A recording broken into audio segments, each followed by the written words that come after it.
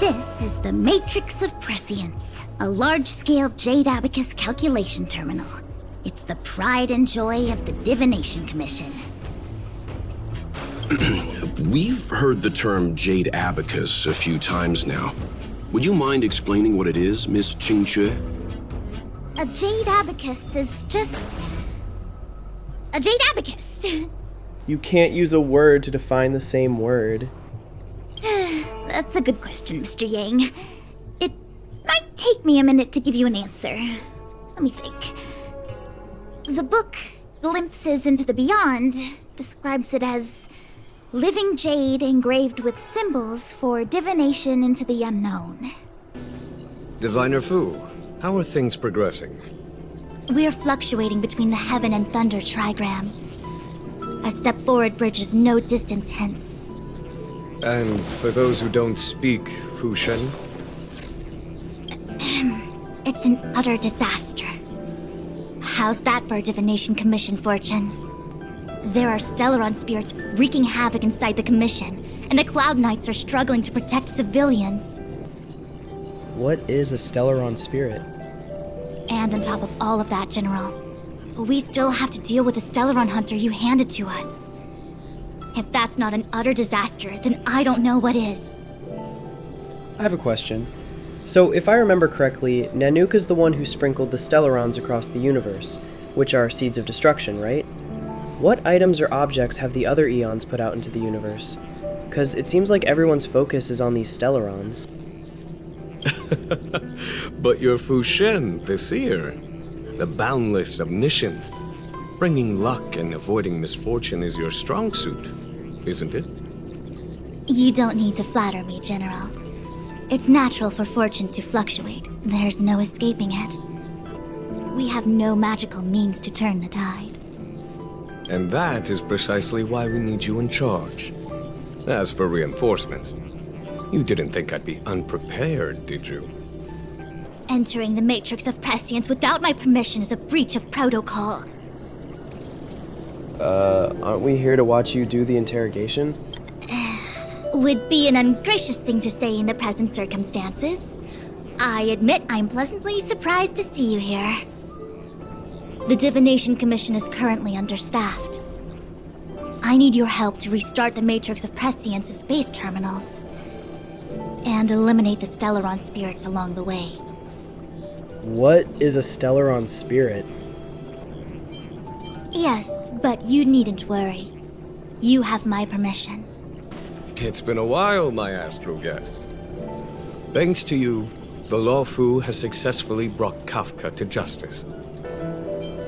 Fu Shen's Matrix of Prescience was able to go one step further than Kafka. To maintain the upper hand, I had to keep it a surprise. I hope this hasn't made you doubt my sincerity. Absolutely not. I mean, Welt seemed wary, but I trust you wholeheartedly.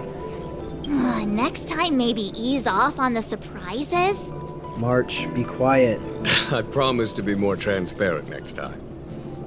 At present, Kafka has no intention of speaking, and the Stellaron hunter's motives remain unknown. We must rely on the power of the Divination Commission to unearth the truth. Everything hinges on restoring the Matrix of Prescience, which is why I would like you to help Diviner Fu complete the setup. I am eternally grateful for your assistance. Did you guys just realize this device was non-functional? I'm assuming you were planning to use it once you caught Kafka, right? Why not make sure all your equipment is ready to go?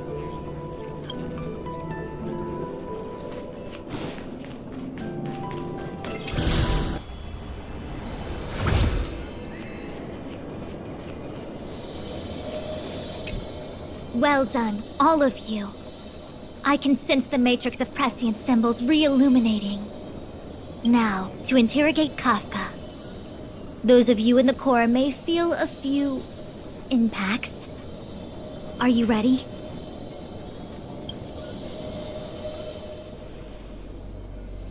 Is this really necessary? I said I'd cooperate with you. What does it mean when her eyes are not clouded over? It took me forever to notice that during my first playthrough. I have no interest in the words of wanted criminals. especially those skilled in the art of manipulation. So, say what you will. I'm here to witness the divination of the Matrix of Prescience. The Divination Commission has ways of extracting the truth, and they're far more effective than a conversation. Then please, Master Diviner, witness my destiny.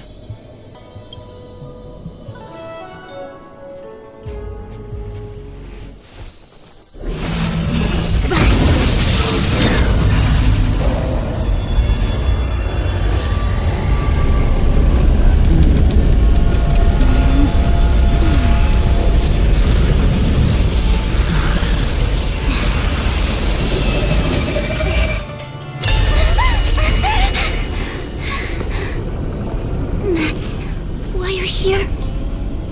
All for that? Well, not what you were expecting. I can't believe it. What did she see? All for that. All for what? But the Matrix of Prescience cannot be wrong.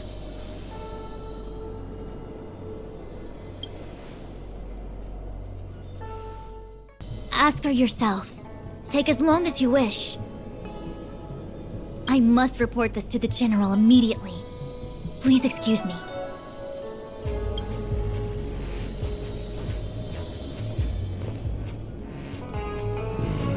You go ask her. Yeah, having already played through this, I still don't know what the Master Diviner saw. She's not talking about Fentilia. She said it had to do with us, and I don't know what she's talking about. I know you still have many questions for Kafka yourself. Hi. Hello. You haven't changed a bit. Since when? Since you wiped my memory? I'm sorry you have to see me in such a sorry state. 'Cause she is being very friendly to us, and based on recent events, I'm assuming that she and the Trailblazer already knew each other before she erased their memory. Concerned about me? I'm fine. The Cienjo is always courteous with its captives. You seem to have a lot to ask me. Elio said he foresaw 3 questions, but they would be the same in essence. If I were to hear one of them, I would then tell you the objective of this trip in all its detail. Are you ready to hear my answer? What would happen if I hadn't asked the question?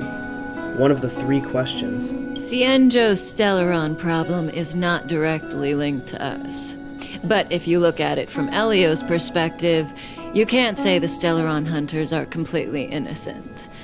We foresaw all this long ago, but chose to remain indifferent until the time was right for us to get involved. Doesn't that make you guilty? If you stand by and idly watch as a disaster happens, you're just as guilty, aren't you? When you had the power to stop it? If the Stellaron hunters aren't the cause of all this, then why are Blady and I even here? We're here for you. It was all to bring you, the Astral Express crew, to the Cienjo. I think I understand. So they wanted us here so that we could stop Fentilia whenever she made her move. Is that correct? In the future that Elio chose, the power of the hunt is indispensable. And that's why the Astral Express crew had to come to the Lafu and achieve something important for the Cienjo. I needed the Alliance to owe you a favor. That way, in the future, at the most critical moment, the Cienjo will offer you their help. So why couldn't you say, hey guys, Fentilia has planted a Stellaron on the Lafu in order to bring about her diabolical plans. Care to go and stop her? What do you think? Surprised? The notorious Stellaron hunters did all that just to make you a hero of the Cienjo? Quite the plot twist, don't you think? It sounds like you're playing chess, but I only know how to play checkers. Like I said, Elio withheld key pieces of information from me. The future holds endless possibilities. Knowing the right thing at the wrong time could spoil all our hard work. That's quite a provocative image. What does this image mean? There is only one thing I can tell you about the future. In the best and the worst cases, you will eventually have to face Nanook, the destruction. And when that time comes, you will need all the help you can get. It will be a brutal struggle of Ionic proportions. Alright, this statement is quite alarming, especially having just finished 3.4. I saw what happened whenever Phainon went up against Nanook. He barely grazed him. How the heck are we supposed to fight him in any capacity? Good lord! And also, what Phainon had to go through in order to do barely any damage, I feel like for us, that would be impossible.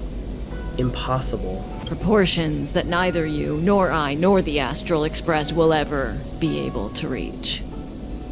In the vast majority of futures, that's when destiny ends. But if we follow Elio's plan, there may be a glimmer of hope on the horizon. Alright, so a whole, like a flood of thoughts are pouring through my head right now. So it seems like, so you're saying that Nanook is going to be the ultimate big bad, and we have to get to the power level in order to take him on? Why us? See, I don't know. It's so confusing. So he's the one who put all these Stellarons into the universe to cause problems. Yet for some reason, the Trailblazer can carry a Stellaron, whereas nobody else has that ability? How is that possible? I'm curious about that. Like, why is the Trailblazer linked to Nanook somehow? I started babbling nonsensically here.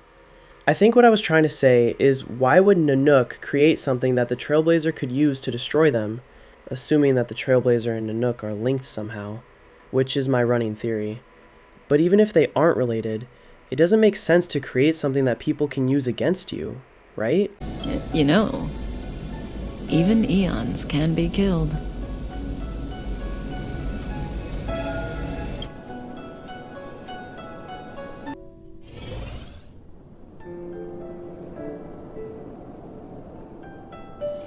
Hey, Lorcha! You didn't finish telling us about the propagation. Keep going, it's interesting. So, eons can die, huh? Weird. I thought they were invincible. Not invincible. If you go through 33 million, what was it, 336,000 something cycles, you can barely scratch their skin. There is no true invincibility or immortality in the world. Ordinary beings could not have orchestrated the fall of the propagation. That Eon was slain at the hands of another Eon. Eons can kill each other? Why would they do that? Wouldn't that be bringing on the wrath of yet another Eon? See, if I'm an Eon, and I see an Eon kill another Eon, I'd be like, oh, I better kill that one first before it turns and kills me. I don't understand. They're all eons. Why do they want to fight? Yeah, like I just said, you're bringing on the wrath of another Eon if you do that. Are you really from the Xianzhou? Other eons aside, surely you must know the story of Lan and Yaoshe. In that case, let's just change the subject. Fine. How's this for a subject? What's in the box? You mean the coffin? Oh, this one? Or casket? It's a casket, more commonly known as a coffin. It's for containing the remains of the deceased. Is there a dead body in there right now? The deceased? Aren't you a merchant? Yes, indeed. This is just part of my job. I was asked to deliver this coffin to the Xianzhou. Ah, I'd quite forgotten.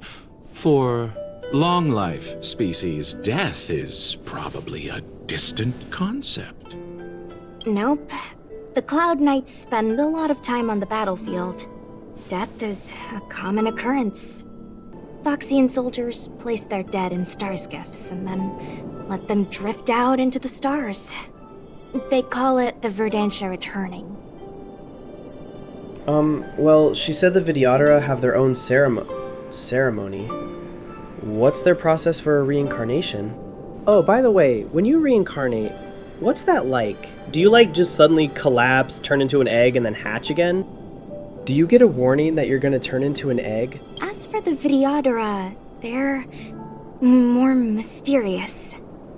They say that when a Vidyadhara is very old or has a fatal injury, they turn into an egg that looks like a pearl. When the shell breaks, they come out looking young again. How long does the process of turning into an egg take?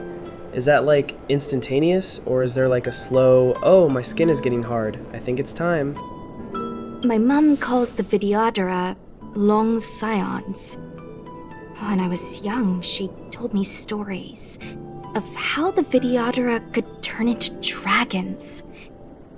I don't know if that's true. Does Dan Heng remember his process of turning into an egg? Only special Vidyadhara. Ooh! I did not know this. I thought all the Vidyadhara were dragons. Oh. What do you know? Silent but deadly speaks. Your mother is right. The Vidyadhara are long scions. They are descendants of the Eon of Permanence. That was why some, but not all, could turn into dragons. Interesting. So normally they just look like people then, but then some of them look like... Okay. The power was a rare inheritance, passed down only to those who could successfully complete numerous rites and challenges. For the inheritor, it was hard to say whether it was a blessing or a curse. So when So you said some can turn into dragons. When you reincarnate, do you always get that power, or is it random? Whether or not you reincarnate as a dragon, or someone who can become a dragon. I've heard the story of Long the Permanence and their descendants. Many myths and legends praise the Eon for a rich and immortal life. Immortal life? But for some reason, the Eon disappeared among the stars without a trace. Almost as if they had never existed, leaving only their descendants. So the Eons can create descendants. So yeah, I think this bolsters my theory that the Trailblazer is a descendant of Nanook, and that's why they can carry a Stellaron. Every life has its limit. Even the Eons are not truly immortal, and will eventually reach the end of their lives.